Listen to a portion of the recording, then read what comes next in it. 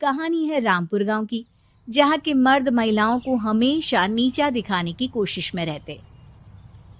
अरे अभी तक खाना नहीं आया, क्या मुझे एक और शादी करने की जरूरत है? नहीं जी नहीं, ऐसा मत करना, वरना मैं कहाँ जाऊंगी। खाना लेकर मैं अभी आई जी। गांव की पंचायत में भी फैसले हमेशा औरतों के खिलाफ ही रहते। मैं जो फैसला सुनाता हूँ वो भगवान की आज्ञा होती है। इस लड़के ने अपने मन से शादी करके अच्छा नहीं किया। लड़के को घर भेज दो और इसकी शादी इसकी जाति की किसी लड़के से करवा दो, लेकिन ये लड़की, इसे तो गांव के बाहर निकाल दो। नहीं नहीं जमींदार साहब, ये क्या बोल रहे हैं? ऐसा नहीं हो सकता। मेरी बेटी मासूम है, इसे अच्छे बुरे की समझ नहीं है। अरे कहाँ जाएगी ये बेचारी? कहाँ जाएगी? इतनी चिंता है तो पूरे परिवार का गांव निकाला कर देते हैं।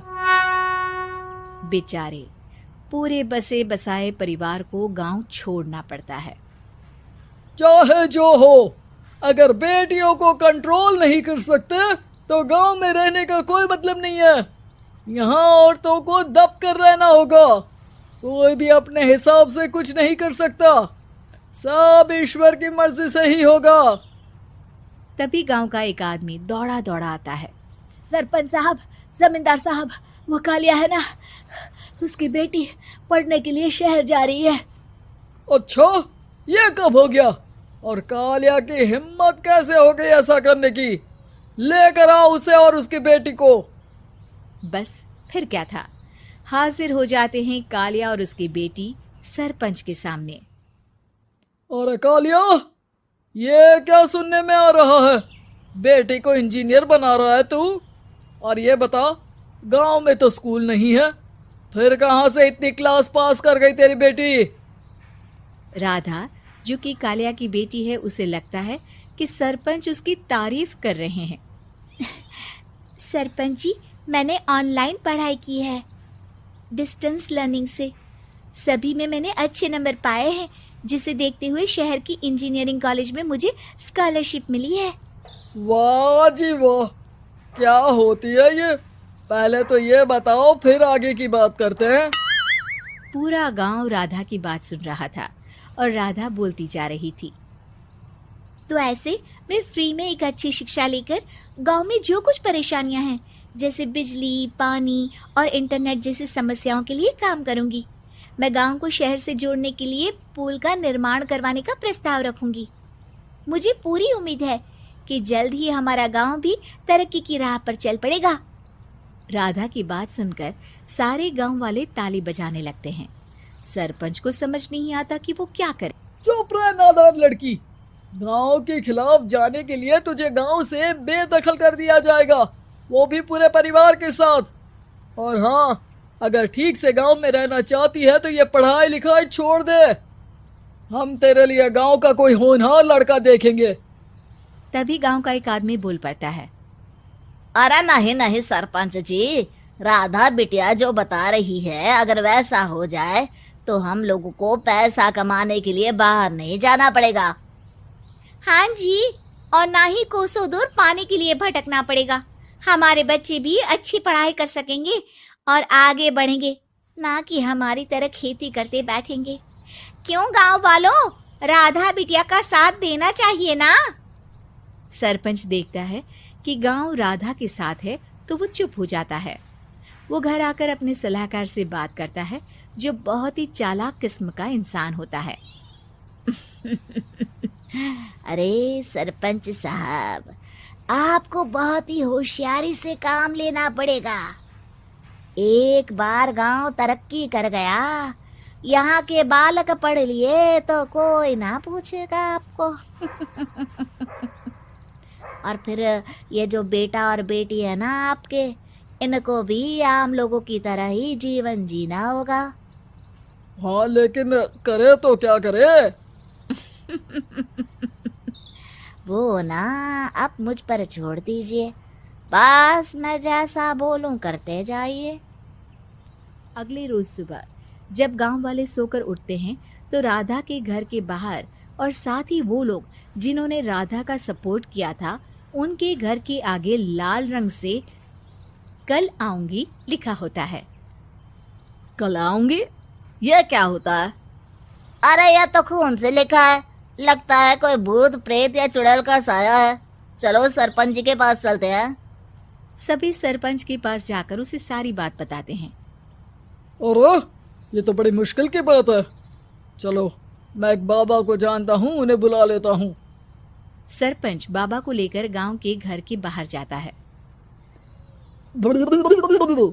ओहो, तो ये वो चुड़ैल है जो उन लोगों को निशाना बनाते हैं जो गांव को बदलने का सपना देखते हैं। वो गांव को ऐसे ही संपन्न देखना चाहती है। वो नहीं चाहती कि कोई बाहरी यहाँ का कायाकल्प करे। क्या तुम लोगों में से किसी ने गांव को बदलने की सोच रखी है? तभी राधा की माँ रोते रोते आती है। मेरी राधा घर से गायब हो गई है। अरे कोई तो बचाओ, मेरी बच्ची कहाँ गई?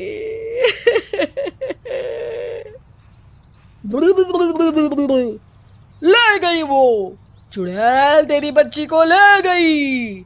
अब वो उसे श्रापित करके छोड़ेगी, उस पर चुड़ैल का साया हो जाएगा।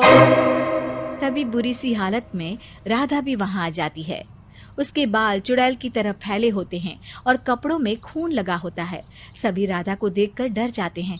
माँ, पता नहीं मुझे कौन उठा कर ले गया था।